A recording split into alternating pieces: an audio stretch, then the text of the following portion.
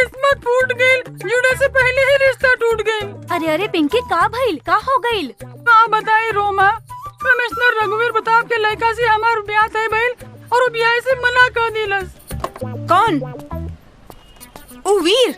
हाँ। अरे तो रोवत काहे बाड़ू? तो के खुश होके के चाही। उ एक नंबर के लुच्चा, लफंगा और आवारा लड़का ह।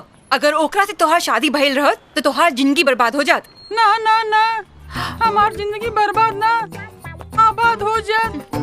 ऐसा प्यार करे वाला दीवाना तो हम पहली बार देखनी।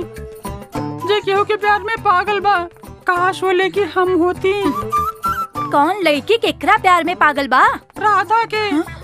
वो ओकरे प्यार में पागल बा, ओकरे ही नाम के माला जपता। का राधा के पता बा कि वीर ओकरे प्यार में पागल बा? पता ना, लेकिन हमार पापा ओकरे आगे हाथ जोड़ ले, गिड़गिड़ाइले।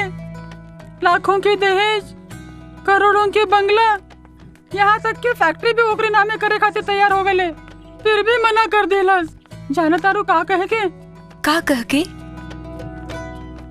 कहलस कि हमरे प्यार के आगे तक ये धन दौलत सब बेकार बा। हमार प्यार तो अनमोल बा, जो ना के खरीदल ना जा सकेला।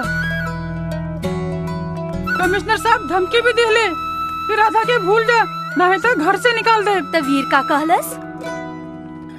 कहलस कि घर से निकाल दे चाहे दिल से पापा, लेकिन राधा के साथ ना छूटी, ओकरा से जुड़ल प्यार के बंधन ना टूटी।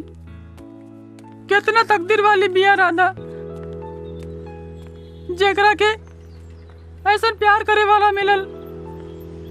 हमार तो नसीब ही खराब बा। हे भगवान।